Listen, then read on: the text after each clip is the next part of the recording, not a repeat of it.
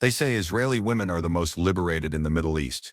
They wear what they want, serve in combat, lead companies, speak loud, kiss louder. To the traveler's eye, they are freedom, bronzed and bold under the Mediterranean sun. But what if that freedom is only surface deep? What if behind the lace of liberation, there's a pattern no one talks about? Because in Israel, the same woman who dances on rooftops in Tel Aviv may wake up to report to a military base where silence is currency and complaints don't climb very far. Because here, uniforms empower and erase in the same breath. 1 in 3 women face sexual assault, but behind walls of nationalism and hierarchy, truth rarely finds its voice. This isn't a place where stories are neatly told. It's where headlines don't match the hallways, where women fight wars and men still question their place in the room, where consent is tangled in command, and trauma is folded quietly into duty. They call it progress. But whose version, and at what cost? Some say this is the price of survival. Others say survival should never cost this much. And this is only the beginning. Later you'll hear what happens when those same secrets follow her home. Not on the battlefield, but in the intimacy of silence. But first, look closer, because when a nation is built on paradox, even its freedom comes with fine print. This is Israel, and these are 15 realities no one prepared you to see. In a land no bigger than New Jersey, where deserts meet skyscrapers and temples echo with ancient breath, something strange happens. Faith and friction breathe the same air. Orthodox men chant in stone alleys, while club lights bleed across rooftop bars. Startup millionaires sip espresso beneath balconies draped with laundry and flags. A soldier cradles a rifle as a toddler clutches his finger. This is Israel. It exists in paradox, old and new, sacred and secular, brutal and beautiful. But scroll through social feeds, and it's all hummus bowls and sunset beaches. They show you the travel, the falafel stands, the Masada hikes, the Dead Sea dips. What they don't show you is what it feels like to be 18, in uniform with secrets stitched into your sleeves, or to be a woman judged not only by what she wears, but what she dares to say about the men who outrank her. Why does this place matter? Because every headline that spills out of here, every war, every peace talk, every protest, begins with people, and people carry histories in their bodies. This isn't a sightseeing tour, it's a search to understand what happens to a country that's always on guard, when it builds its strength on silence. What if everything you think you know about Israel is curated? What if the real story is hiding in plain sight? Over the next hour, we'll walk the tightrope between truth and tourism, through checkpoints in classrooms, bedrooms and borderlines.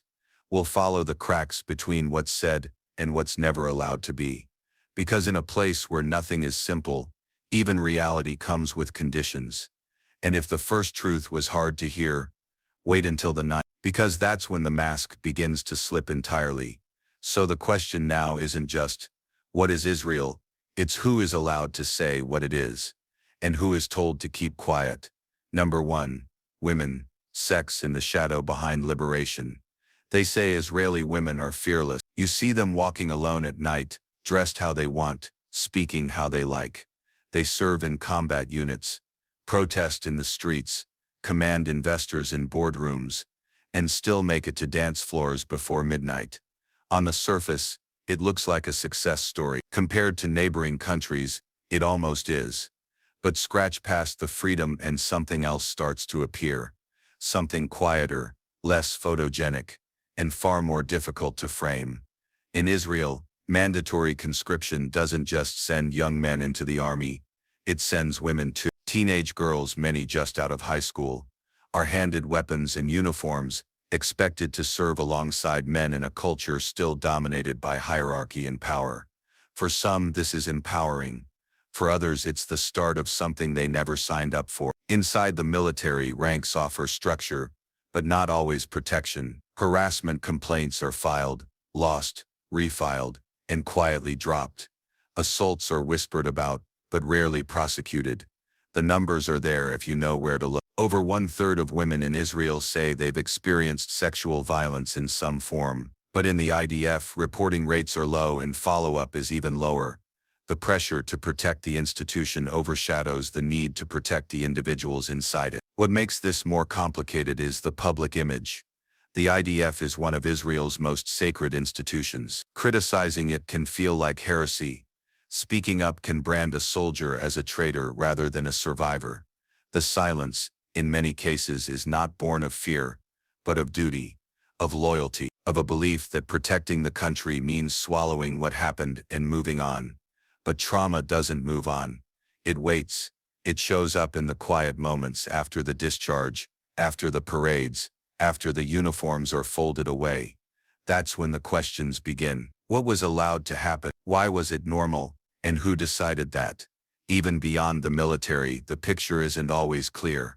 Tel Aviv promotes itself as a progressive capital, a place where gender doesn't determine destiny. But just a few neighborhoods over, in ultra-Orthodox communities, women are barred from singing in public, discouraged from driving, and often married off before they turn 20. These women live in the same country, breathe the same air, vote in the same elections, yet their freedoms are framed completely differently. So the real question becomes, can a country be both modern and medieval at the same time? Can it promote liberation and still enable suppression, depending on the address, the uniform, or the family name? And maybe more importantly, who benefits from this illusion of equality? Because the story that the world sees is tightly managed. It shows ambition, education, success. But behind the glossy footage, there are stories locked behind legal settlements and sealed rooms. Stories of women who wore the flag, served the mission, and paid a personal price no one warned them about. There's a kind of betrayal in silence, especially when silence is dressed up as pride. That's why many former soldiers, now out of uniform, speak in careful phrases. They still love their country, but they carry something with them now that no one awarded them a medal for. Later we'll return to this, because there's more, much more. What happens behind closed doors in the army doesn't always stay there. And when that damage spills into relationships, into trust, into bodies that were taught to endure, what comes next isn't just about justice. It's about healing in a place that's always on edge. But first, step out of the barracks. Walk into the heart of the city. Not the beach bars or cafes, but the alleyways, where religion still calls the shots. Because the power struggles in Israel don't always wear camouflage. Some wear prayer, and their influence is rewriting the rules from the inside out. Number 2, Orthodox pressure. The hidden state within a state. Just a few streets away from Tel Aviv's flashing clubs and high-tech towers, the noise softens. Cars disappear. Billboards blur. Suddenly the world feels different. Not older, but sealed off. A community tucked inside a modern nation, living by rules that haven't changed for centuries. In the ultra-Orthodox neighborhoods of Jerusalem and Bnei Brak, men in black coats hurry down narrow lanes, prayer books clutched tight, heads bowed. Women walk silently behind them, modestly dressed, avoiding eye contact with the camera, with strangers, sometimes even with each other. Children move in packs, quiet, disciplined, already memorizing scriptures before they can spell their own names in Hebrew. Here, internet is blocked. Television is forbidden. Secular schools are replaced with yeshivas, where religious study takes up nearly every waking hour. Science, math and English, optional at best, non-existent in many. In this version of Israel, modern life is not just discouraged, it's shut out.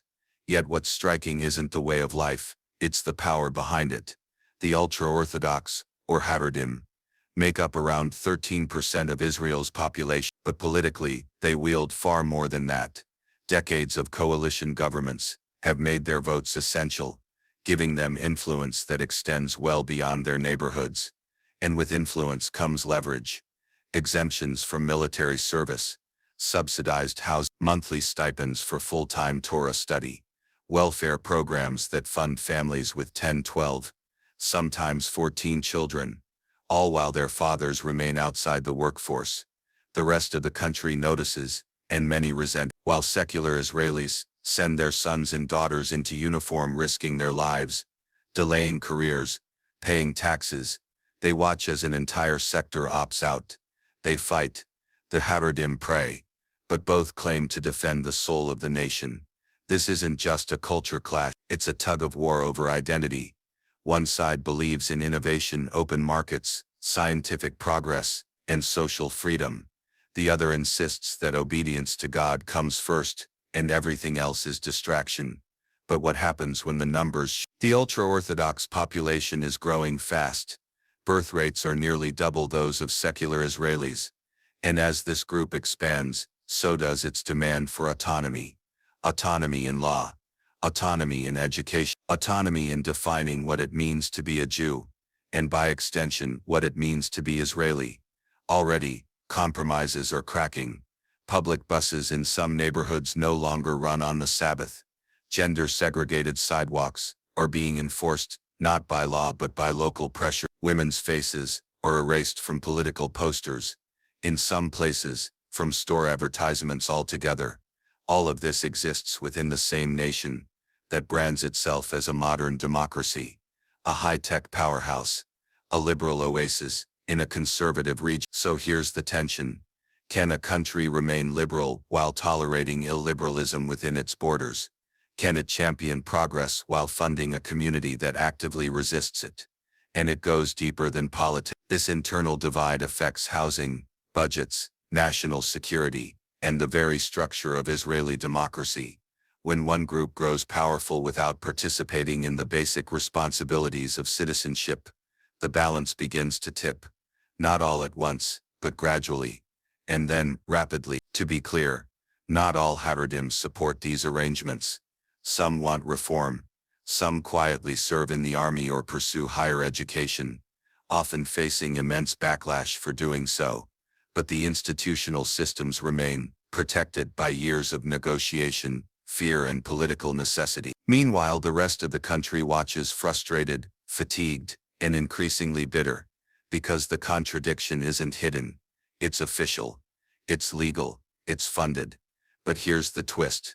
That growing frustration, it isn't just horizontal, it's generational. Young secular Israelis are beginning to ask whether their taxes, their time, their futures are being traded away to keep a fragile peace at home.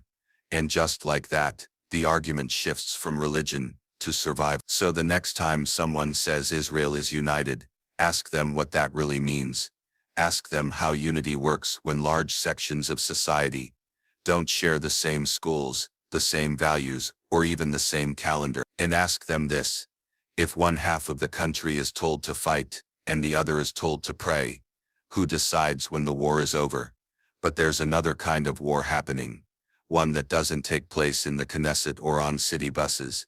It happens when dreams meet concrete. When a young couple both working full-time, still can't afford to rent a place of their own. When modernity collides not with religion, but with reality. On paper, in mortgages, in numbers that don't add up. And that's where the next story begins. Number 3. The housing crisis. No one talks about. It's one thing to survive conflict. It's another to survive rent. In the heart of Tel Aviv, sunlight bounces off glass towers. Rooftop pools glisten above cafes, filled with freelancers and founders. Electric scooters hum past designer stores. From above, it looks like a city built for the future. But down below, something else is happening. At open houses, young couples shuffle through cramped apartments with peeling paint and rusted pipes, priced like penthouses. One-bedroom flats in aging buildings listed for prices that once bought villas. People cry in stairwells, not because they've been rejected, but because they never had a chance. This is the cost of ambition. Tel Aviv, often praised as the Silicon Valley of the Middle East, has become one of the most expensive cities on earth. Higher than Tokyo, higher than New York. Not in luxury but in basic survival. Israel's economy is praised for its innovation, cybersecurity, biotech, fintech, but the benefits aren't evenly spread. The tech elite buy entire floors. Everyone else rents what's left if they can find it. For many young Israelis, homeownership is no longer a dream delayed. It's a dream erased. Even couples earning well above average salaries find themselves stuck living with parents deep into their 30s, delaying marriage, putting off children, watching opportunities shrink while prices stretch. And that changes everything. Not just bank accounts but timelines, plans, The frustration runs deeper than money. It's about fairness, about watching the city you grew up in turn into something you can no longer enter, except as a visitor. And here's the kicker. It's not just Tel Aviv. Jerusalem, Haifa, Beersheba. Prices are climbing everywhere. Demand skyrockets. Supply stays choked by bureaucracy, land shortages, and political red tape. Entire generations are being squeezed out, priced out, pushed out. Meanwhile, foreign investors buy up prime real estate, leaving luxury towers half empty, ghost shells owned by people who may never move in. Apartments aren't homes anymore. They're assets, status symbols, invisible money sitting in visible spaces. And yet the government touts national strength, growth, resilience. But what strength can a country really have if its own people can't afford to settle down? Parents who once fought for land now watch their children struggle to lease it.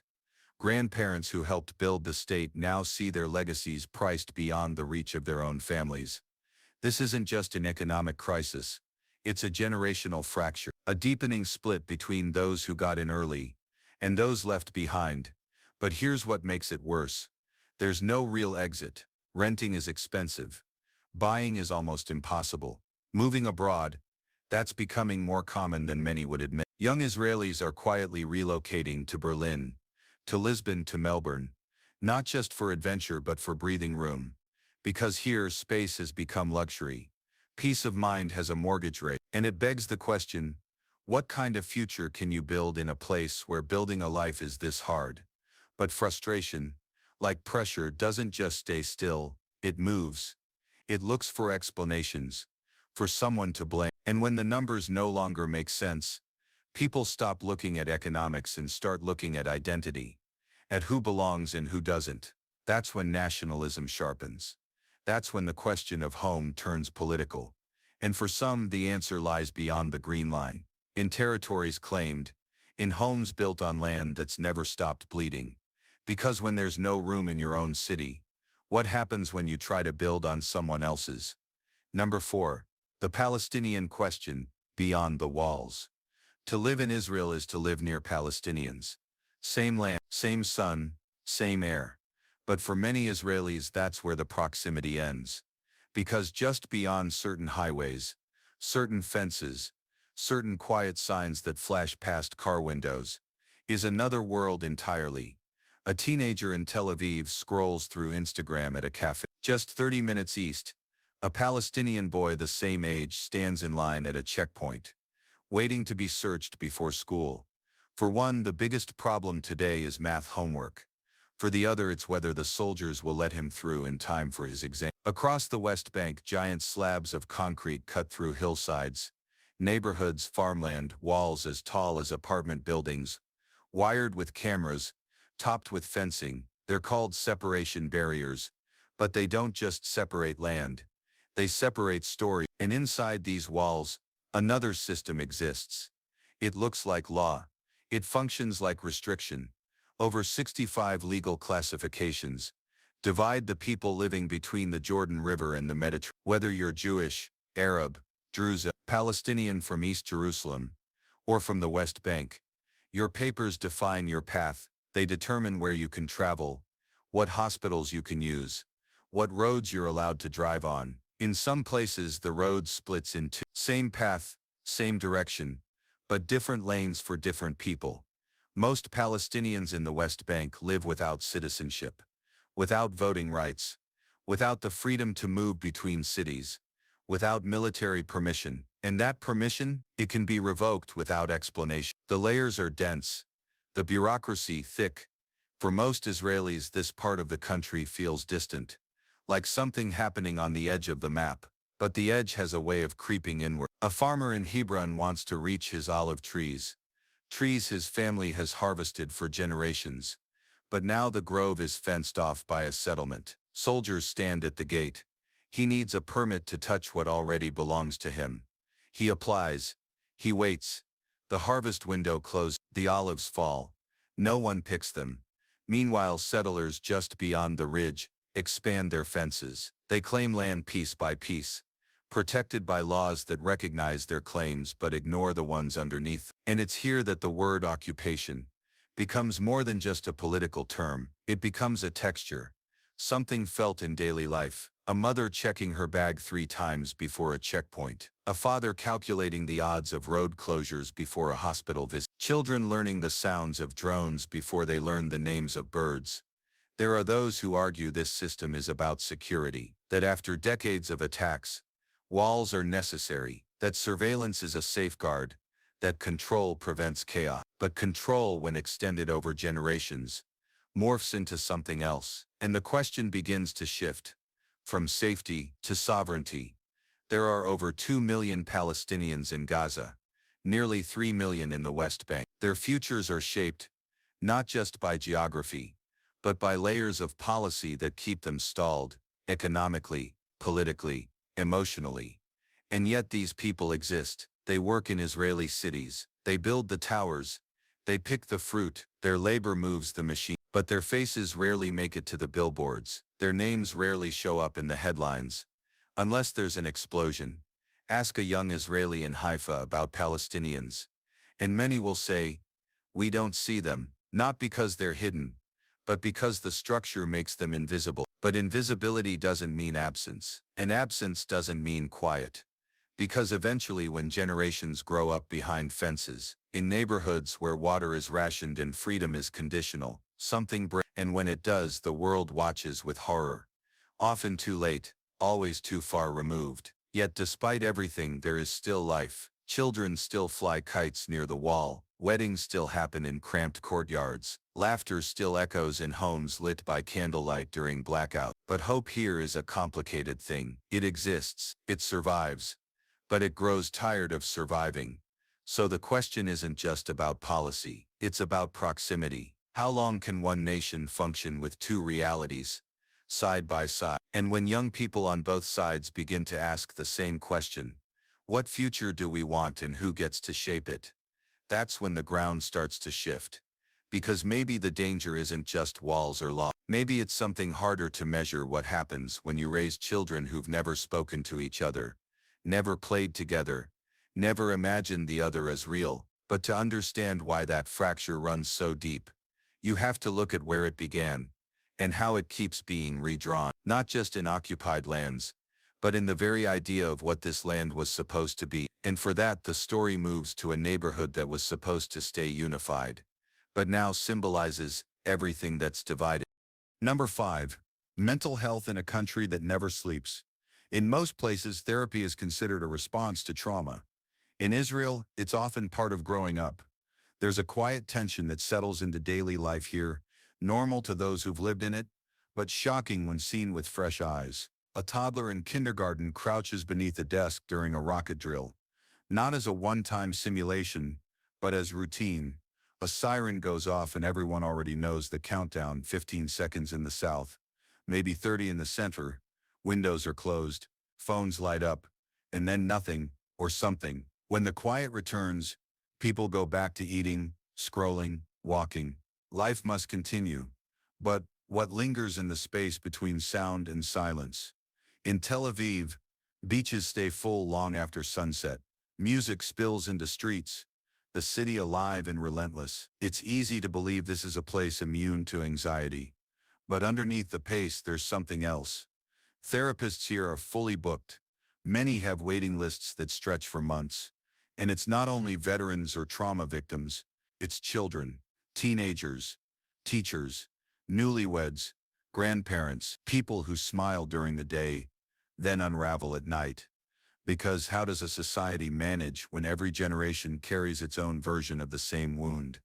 The scars aren't just physical, they're inherited, passed down in fragments through bedtime stories, shaped by fear, through memories of wars survived, through childhoods punctuated by explosions.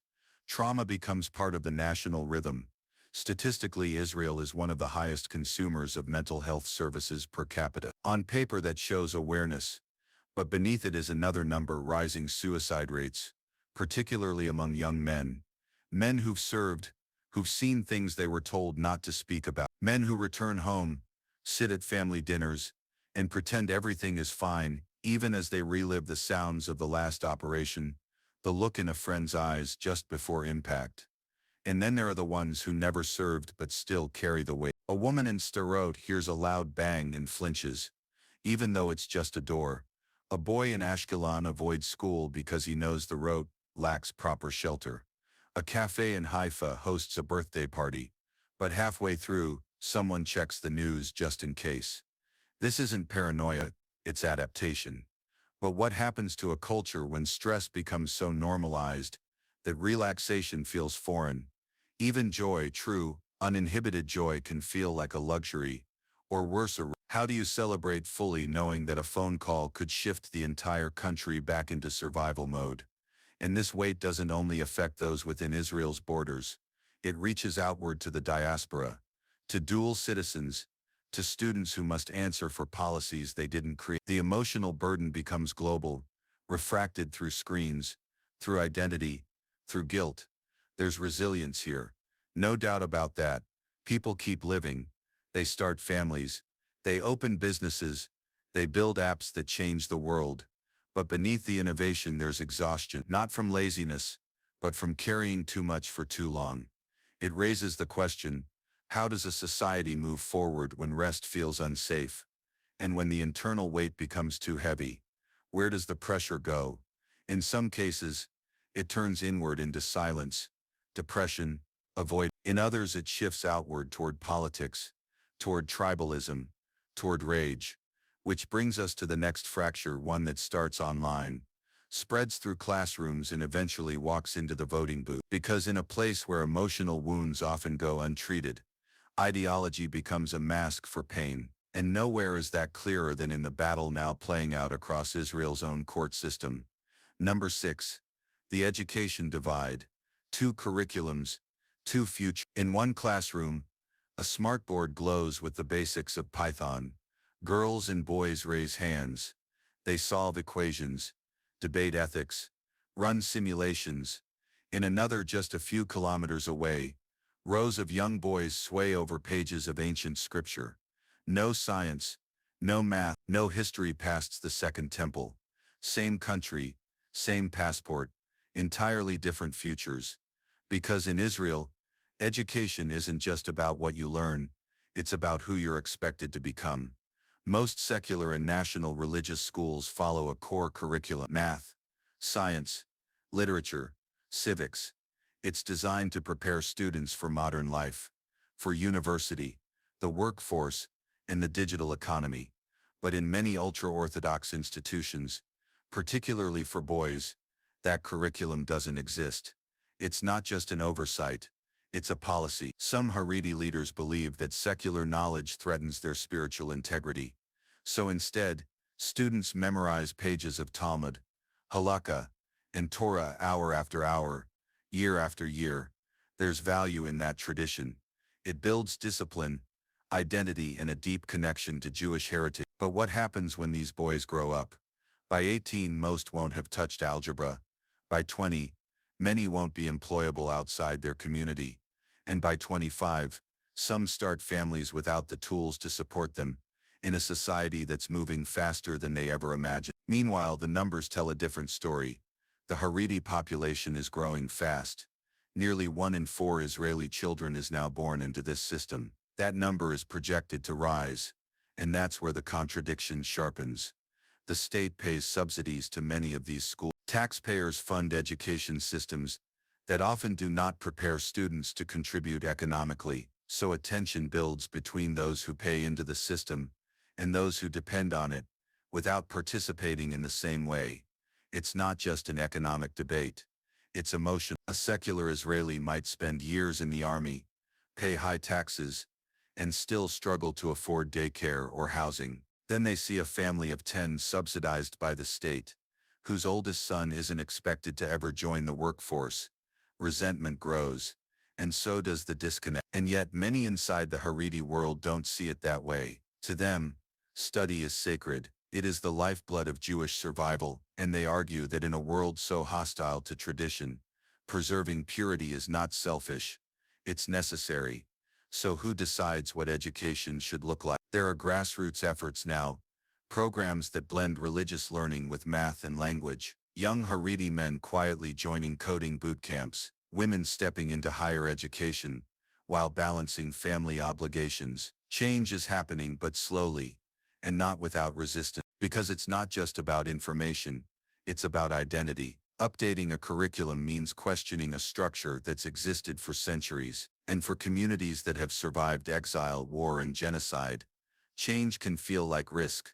Still, the gap remains. Two students, two paths, one prepared to enter a startup, the other trained to quote scripture, but not to write a resume.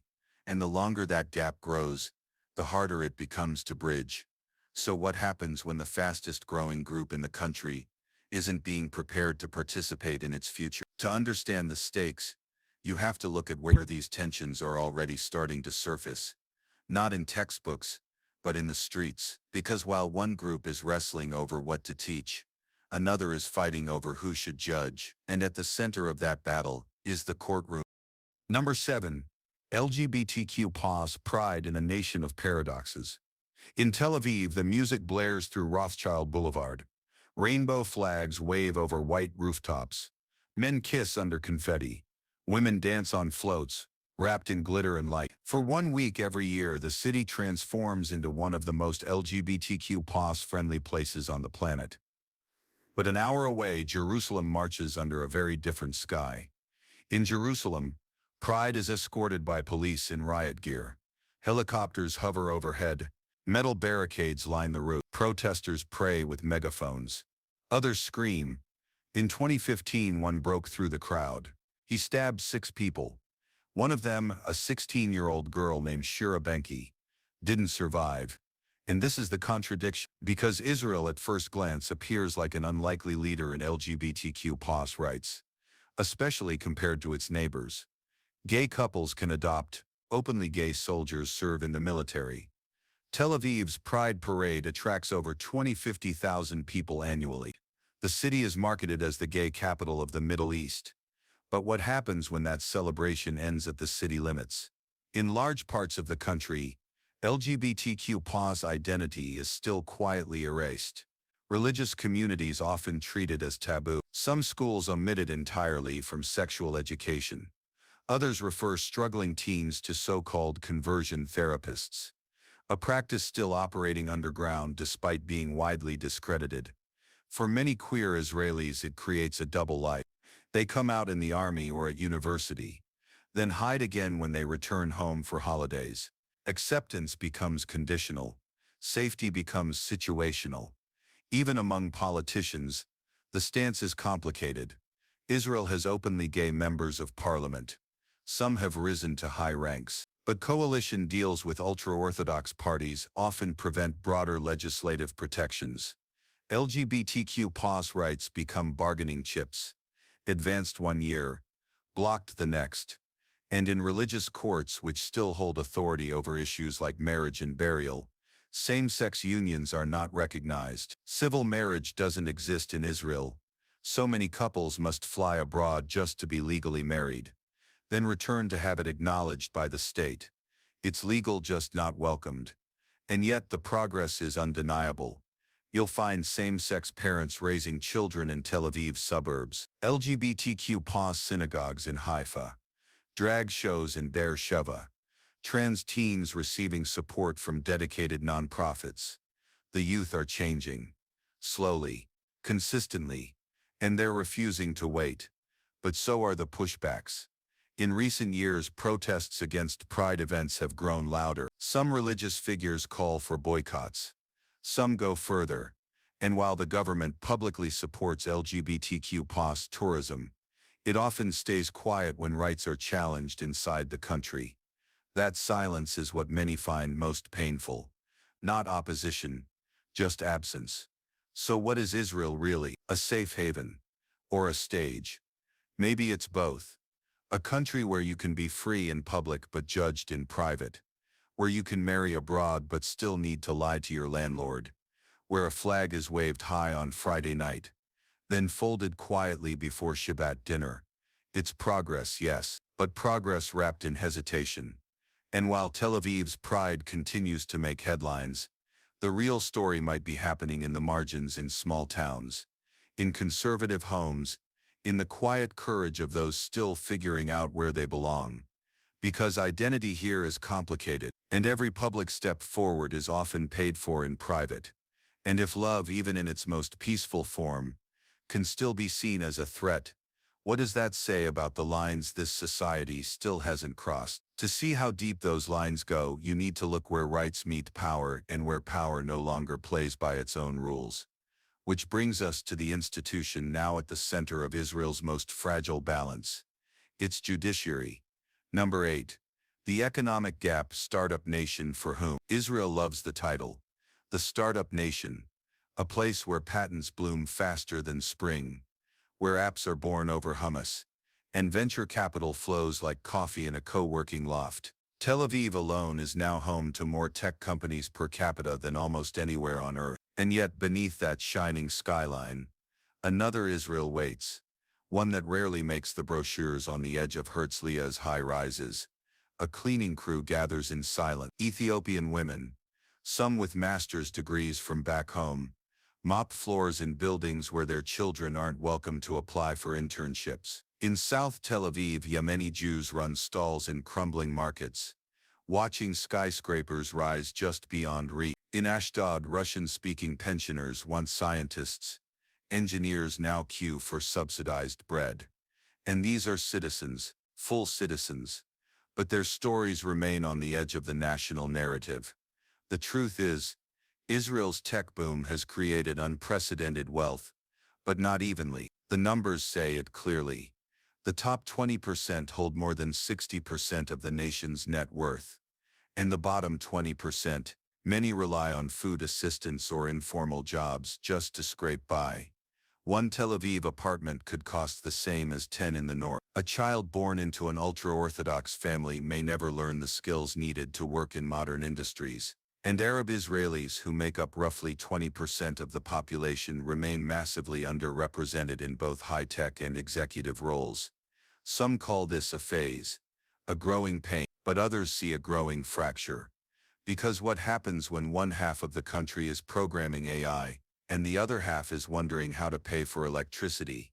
When one neighborhood gets a new light rail line, and another still waits for basic plumbing. Even in education, the gap shows its teeth. In elite schools, kids learn coding at 10. In poorer areas, some classrooms still don't have working Wi-Fi. And while startup founders pitch to Silicon Valley, some families still live with 6 people to a room. This isn't just about money, it's about access, about whose future is being funded, and whose future is simply being tolerated. And the divide is felt most clearly among new immigrants. Many came with dreams of safety, of opportunity, of finally being in a place that calls them its own. But some found something else: exclusion dressed in policy. Russian doctors told to retrain. Ethiopian officers stopped more often by police. Mizrahi Jews passed over in favor of Ashkenazi names. The gap isn't always loud. It doesn't always scream, but it's there in who gets loaned, in who gets invited, in who is told quietly that they don't fit the image of success. So yes, Israel is a startup nation, but for whom? And if innovation doesn't lift everyone, is it really progress? To find the heart of that question, you have to leave the office parks and tech expos. You have to go into the streets, the homes, the histories people carry with them. And you have to follow that question to the place where all the contradictions seem to meet again: in the laws, the rulings, the very definition of justice itself. And that brings us to the courtroom, or more accurately, to the firestorm surrounding it. Number 9. Sex, secrets, in the silent epidemic. They called it equality, a badge, a rifle, a girl in green, standing shoulder to shoulder with the boys. Posters in Tel Aviv show female combat soldiers, polished and fearless. Recruiters call it empowerment. But behind those posters is a quieter campaign, one that doesn't make it onto the recruitment ads. In recent years, anonymous testimonies have flooded the inboxes of women's rights organizations across Israel, many from young women still serving, others from those who've already folded up their uniforms, but can't fold away the memories. The patterns aren't always visible from outside, but when you begin to piece them together, it's impossible to unsee.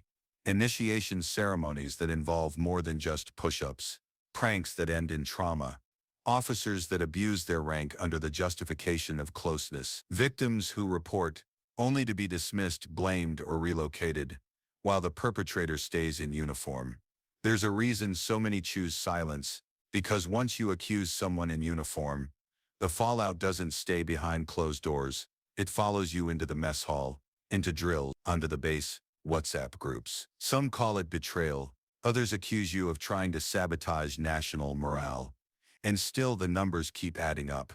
One study conducted just last year showed that nearly 37% of female soldiers had faced sexual harassment during their service, but less than 5% filed formal complaints.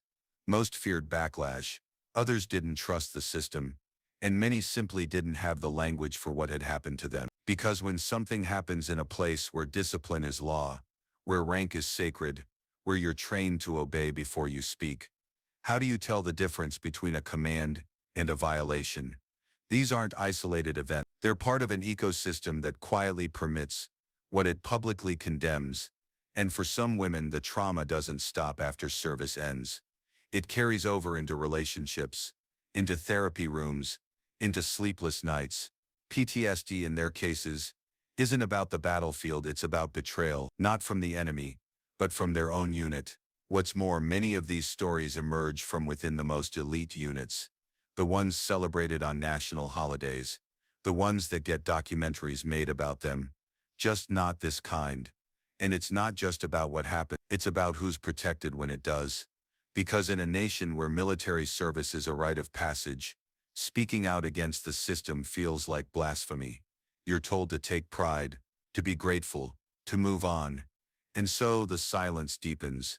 There are programs now, helplines, protocols, but when culture punishes truth-tellers harder than offenders, change remains cosmetic.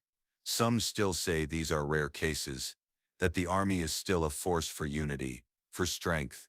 And that may be true for some, but for others the uniform doesn't represent safety. It represents the one place they weren't protected. And this raises a deeper question. If abuse can be hidden even inside the most scrutinized institution in the country, what does that say about the rest of society? The answer might lie not in the military, but in the legal system that claims to hold it accountable. And that brings us straight to the protest lines, where robes meet resistance. Number 10. Religion as law. In most democracies, the courtroom and the temple stand on opposite ends of the street. In Israel they share an address, marriage, divorce, conversion, burial, all tied to one authority, the rabbinate, a state-sanctioned religious body that governs not only how people worship, but how they live, love, and leave each other. And it doesn't matter if you believe or not. The rules apply regardless. Here you can serve in the army, vote in elections, pay your taxes, and still be told you're not Jewish enough to marry. Thousands of citizens, many immigrants from places like Russia and Ukraine, face this exact verdict. People born Jewish by heritage, but rejected by religious criteria. Their weddings, often held abroad.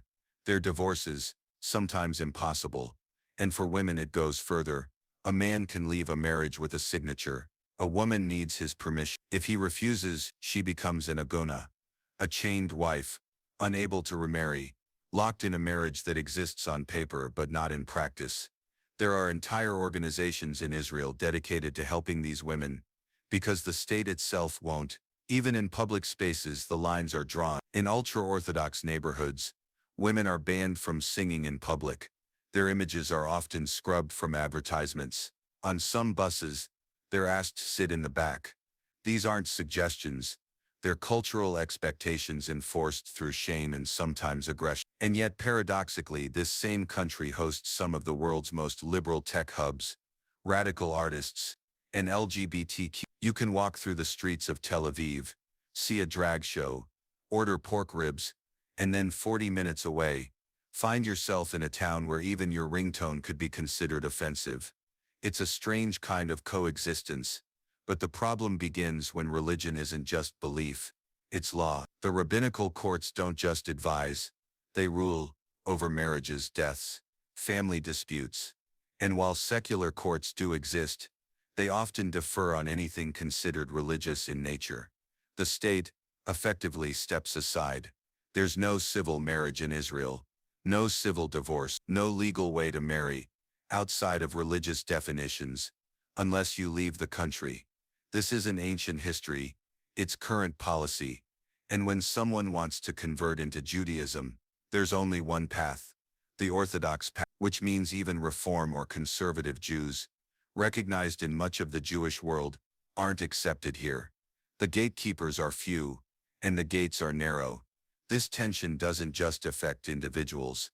It fuels politics. Coalitions rise and fall based on their stance on religious law. Secular and religious parties spar constantly, not just about God but about governance. Some Israelis want separation of synagogue and state. Others say that would erase the very soul of the nation. But what happens when the soul begins to suffocate the body? When women can't remarry? When couples can't marry at all? When children are told their parents' love isn't valid because it didn't pass rabbinical approval? It forces a deeper question. Can a modern nation be both a theocracy and a democracy? Or will one always silence the other? The answer might be hiding in plain sight behind police lines, protest banners, and one of the biggest public uprisings the country has seen in decades.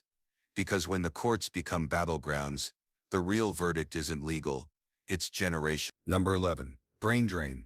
The exodus of the educated. You don't see it on postcards, but you feel it in the departure halls. Not just tourists waving goodbye, but doctors, engineers, entrepreneurs, young people with degrees in one hand and one-way tickets in the other. They're not escaping war zones. They're escaping burnout, cost of living, stalled politics, mandatory service, religious coercion, a ceiling that feels lower every year. No matter how skilled you are, Israel prides itself on its innovation economy. Tel Aviv is dubbed the Silicon Wadi, and on paper the country produces more startups per capita than almost anywhere else. But behind the statistics is a quiet migration. In the past decade, over 750,000 Israelis have relocated permanently abroad. Most aren't fleeing rockets. They're fleeing routine. The grind of making ends meet in a nation that asks so much and gives so little back to the middle class. Picture a 30-year-old software engineer, served 3 years in the military, paid 40% income tax, tried to buy an apartment but couldn't afford one unless he inherited one. Tel Aviv's average home price, over $1.2 million. His monthly rent, half his salary, his retirement savings, non-existent. So he moves to Berlin, or Boston, or Sydney, cities that don't carry the same weight of politics and perpetual emergency. Cities where he can live without explaining himself at every dinner table, where every Friday night doesn't feel like the start of something uncertain. It's not just tech workers. Medical students leave too. Israel trains some of the best doctors in the region, but many of them don't stay. Low pay, impossible hours, overpacked hospitals. They push their talent out before they even get a chance to rest. This phenomenon has a name, Eureka, the act of leaving Israel, and for years it was treated like betrayal. But now even politicians admit it's becoming a national concern, because a country that exports its best minds eventually loses its edge. And it goes deeper than economics. Some leave because they're secular and tired of being told they're second-class citizens in a country built for them. Others leave because they're gay or Arab or just don't want their kids growing up under constant threat. Not all Israelis leave with anger. Many leave with love, but love can't pay rent, and love can't change policy.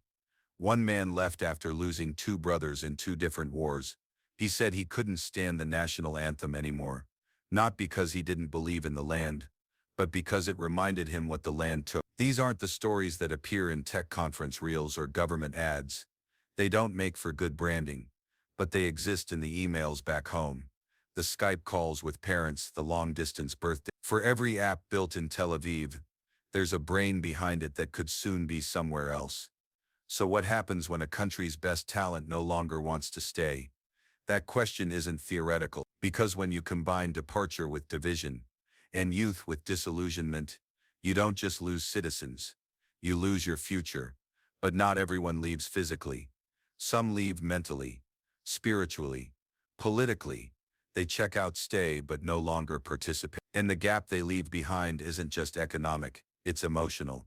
And that gap shows up in places you might not expect, like the ballot box, or the street protests, or the quiet refusal to stand during the national anthem, which leads us somewhere else, somewhere that's not about leaving but resisting. Because while some pack their bags, others grab signs. And in the next few minutes, you'll see what happens when silence gives way to something louder. Number 12. Living under constant threat. There are places in the world where war is a memory, fought, buried, remembered through statues and black and white photos. And then there is Israel, where conflict doesn't live in history books, but in air raid sirens, shelter drills, and the blue glow of the Iron Dome slicing through the night sky. People here live by routines that no one wants. Children are taught to count seconds, not sheep. 15 seconds to get to a shelter in Sderot, a little more in Ashkel, none in parts of the north. It's a reflex now. Learned young, rehearsed off coffee, keys, wallet, gas mask. It becomes automatic. And that's the problem. There's no such thing as normal here. Just a shifting baseline. 1 minute you're in a cafe. The next the table is empty and phones are buzzing. Rockets incoming. Grab your child, your stroller, your bag, run. Wait, breathe, and then return to the same table like it didn't happen. The Iron Dome has changed everything. It intercepts rockets with such accuracy that some argue it's made people numb to the threat. But numbness isn't safety. It's fatigue disguised as strength. Because when you've lived under a ticking clock long enough, you stop reacting, but your body does. Anxiety becomes part of your posture. And the fear isn't limited to border towns. It doesn't respect geography. It comes by air, by tunnel, by rumor. It can be a balloon carrying explosives, a stabbing at a bus stop, a car swerving off the road and into pedestrians. There's no front line anymore. What's harder to measure is the emotional collateral. You'll see a mother buckle her toddler into the back seat, windows cracked slightly, just in case the car is hit. You'll hear schools host resilience days, where instead of math, students learn how to process trauma. And you'll find entire generations who've never known a summer without sirens. But somehow people carry on. They swim in the sea. They dance at weddings. They argue politics over hummus. Life incredibly continues. And that's the double-edged sword, resilience that can look like denial. Because when conflict is woven into daily life, the bar for peace gets lower. A few months of quiet. That's celebrated like a ceasefire. But quiet isn't calm. And people here know the difference. Even more complicated is the politics of when you live under constant threat. It's easy to justify anything. Surveillance, curfews, checkpoints, preemptive strikes, and fear, when left unchecked, doesn't just protect, it hardens. But not everyone hardens the same way. Some respond with anger, others with activism, some double down on nationalism, others reject it completely. Because living under threat doesn't just divide people across borders, it divides them within. And maybe that's the part no system can intercept: what it does to relationships, to empathy, to trust. One father in the South confessed he'd rather hear a siren than not, because at least then you know what's coming. Silence, he said, is worse. Silence means waiting, and waiting means guessing. But this isn't just a story of Israel, because when one side is under threat, the other is often under siege. The rockets don't come from nowhere, and the retaliation doesn't end with one strike. So what happens when fear is mirrored? When both sides believe they're defending, not attacking? To answer that, you have to cross a line, one not marked on tourist maps, but lived by millions, where sirens are replaced by drones, where shelters don't exist, where safety is a foreign word. Because if this segment is about life under threat, the next one is about life without defense at all. Number 13. Identity wars. Who is Israeli? There's a common mistake outsiders make when they think of Israel. They imagine a single people, one language, one heritage, one look. But spend 5 minutes at a central bus station, anywhere from Tel Aviv to Haifa, and that illusion unravels, fast. A woman with North African features argues with a Russian shopkeeper. A teenager with Ethiopian braids dances to Mizrahi music, Two Arab boys laugh as they pass a Hebrew-language ad for birthright trips. A soldier gets off a bus and hugs his grandfather, who still speaks Polish. So who is Israeli? The state was meant to be a homeland for the Jewish people, but even that sentence doesn't land cleanly, because not all Jews are the same. Not in skin color, not in tradition, not in food, language or values. And not all citizens are Jewish. There are Mizrahi Jews, descendants of families from Iraq, Yemen, Morocco. For decades they lived in Ma'abarot, transit camps built for the less European. Some never made it out. Even now their accents are mocked. Their customs, once sidelined, are just now being reclaimed with pride. It shouldn't have taken this long. Then there are the Ashkenazim, from Germany, Poland, Hungary, the ones who largely built the institutions, shaped the early politics, named the streets. They arrived first, had more access, and let's be honest, ran the show for years. Many still do. Now add in the Ethiopian Jews, brought in dramatic rescue missions like Operation Solomon, but welcomed with suspicion. Children were separated. Elders had to prove their Jewishness. To this day, their blood was once discarded by hospitals. Quietly, bureaucratically, some still whisper about it like it's folklore. It wasn't. Then there's the million-plus Russian immigrants from the 90s. Engineers, doctors, professors. Many who never quite fit the mold religiously, but were granted a place under the law of return. Their presence changed everything: language, politics, culture. And yet even now, many are told to go back the minute they voice dissent. Now pan wider. 20% of Israeli citizens are Arab, not Palestinian, officially, not Jewish obviously. Arab Israelis, many fluent in Hebrew, some serving in the army, others avoiding it entirely. They're represented in parliament and surveilled at airports. They vote and still face routine discrimination. They live in a paradox: citizens on paper, second class in practice. The fractures don't end there. Religious versus secular, Zionist versus anti-Zionist, settler versus peacenik. There's a Jewish state where some Jews don't feel Jewish enough, or feel too Jewish, in the wrong way, where wearing a kippah can mean 10 different things depending on which block you're standing on. It's not just complex, it's contested. The moment someone asks, "What does it mean to be Israeli?" the argument begins. For some it's about service to the state. For others it's about lineage. For others still it's about trauma, survival, or simply where you were born. There's no national myth that fully fits, and that discomfort shows up in small ways.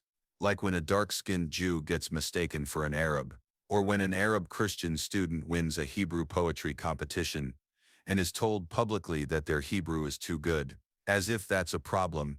It also shows up in silence, in the faces erased from the mainstream, in stories that don't make it into textbooks, and in a government that increasingly uses the term nation-state of the Jewish people, without ever clarifying which Jewish people. Identity here isn't a layer, it's a minefield. One misstep, and you're accused of betrayal. Too proud, and you're divisive. Too quiet, and you're invisible. So the real question isn't just, who is Israeli? It's who gets to decide. Because in a country built on the idea of return, the harder conversation is about who gets to belong. And if that question feels uncomfortable, it should. But maybe the next one will sting even more. Because while people debate who belongs, others are asking a different question entirely. What if they never wanted to be part of it in the first place? Number 14, media, misinformation and narrative control. What you think you know about Israel might have been edited, not always by bad actors, not always by some coordinated plot, but often by omission, by framing, by volume. Turn on an international news channel after a rocket hits Tel Aviv, and you'll hear urgency, anger, defense. Flip to an Arab network after a raid in Jenin, and you'll hear mourning, injustice, resistance. And then there's the local media where it all gets more complicated. Israel has one of the most robust press ecosystems in the region. Dozens of channels, newspapers, blogs, podcasts. But freedom of press doesn't guarantee freedom from pressure. Some outlets are privately owned by billionaires, with political stakes. Others are directly or indirectly influenced by the government. Editors admit they face soft censorship. Stories killed not by law, but by phone calls. In the IDF, journalists must submit certain reports to military censors. Not hypothetically, literally. Coverage of troop movements, casualties, even some scandals, must be cleared, sometimes for national security, sometimes for national image. That's how you end up with headlines that name the rockets, but not the reason, or reports that show the broken glass in Sderot, but not the bulldozers outside Nablus. It's not just about bias, it's about saturation. One death might be a lead story for days, another buried behind an ad. Online it only gets murkier. Hashtags trend before facts are verified. Footage circulates without timestamps. AI-generated photos blend with the real. Meanwhile, millions argue with absolute certainty over events they saw through a filter, sometimes literally. And then there's the weaponization of language. Clash, terrorist, martyr, targeted strike, human shield. Every term carries weight. Every word plants a seed. And once it's repeated enough, it becomes a lens through which everything else gets seen. Even the most well-intentioned viewers can fall into the trap, because when two stories are told side by side, it feels like balance, but balance isn't the same as truth. Media here doesn't just report the conflict, it becomes part of it. Stories are contested like territory. Journalists become targets. Facts get debated like borders. Some reporters have been arrested, others harassed, especially those who cover the Palestinian perspective. And while some Israeli journalists push back hard, many face immense backlash for doing so. And all the while the public's trust fractures further, because when the same event is shown in two radically different ways, again and again, it creates a population that no longer agrees on basic facts. And that is its own kind of crisis. So when someone says, "But I saw it on the news," the real question becomes, whose news? And if every side thinks the truth is on their side, what happens when the truth stops being enough? Number 15. A country divided by the same history. Every rock is sacred, every memory contested. But how long can a country exist when it can't even agree on its past? It starts with school books. In one version, 1948 is independence. In another, it's catastrophe. Same year, same map, different meanings.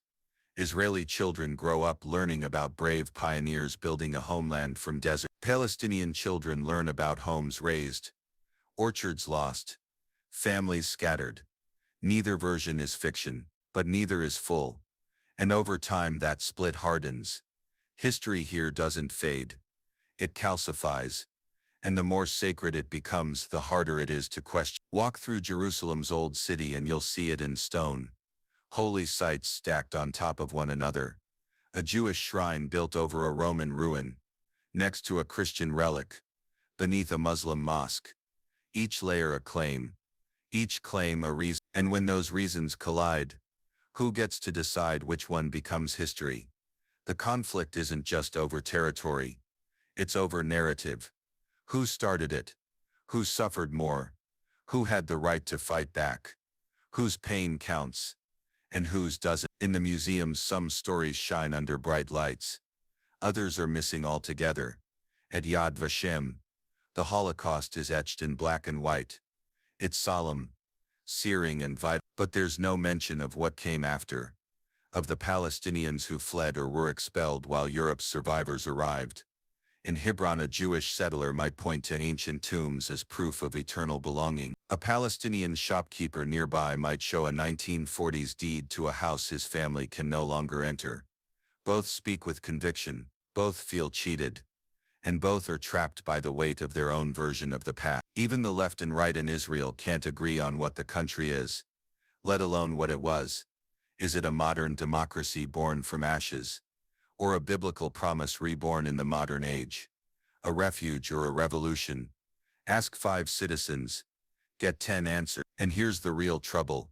The past here isn't just remembered. It's relived. Over and over. On Holocaust Remembrance Day, sirens freeze the country in silence. On Nakba Day, sirens are ignored, and sometimes banned. Each side remembering, each side watching the other forget. Every election is haunted by old wars.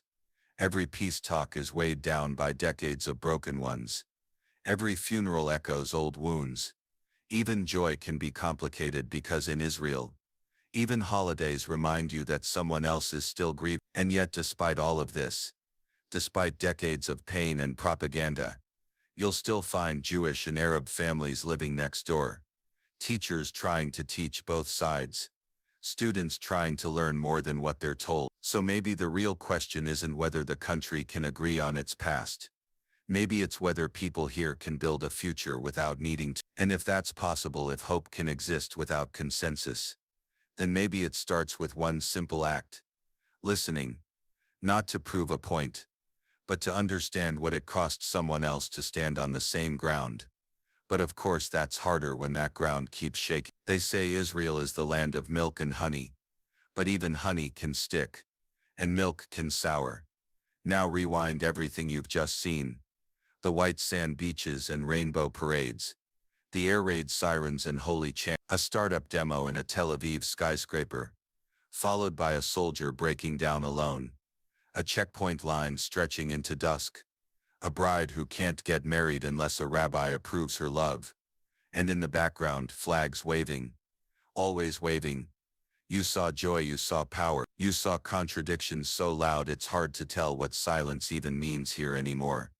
Because this isn't a land that fits into headlines. It doesn't move in straight lines. You can't Google your way to understanding it. You have to feel it. It's electricity. It's grief, it's pride. It's paranoia. It's miracles and it's missteps. All living side by side. Sometimes in the same person. That's the truth nobody puts on a brochure. Israel is not one story. It's dozens stacked, tangled, torn, stitched, and retold. And yet somehow they're still being lived by people trying to wake up in a country that's forever deciding what kind of place it wants to be.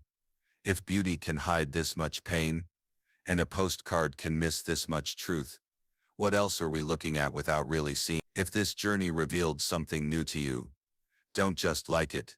Share it. Let the stories speak for themselves.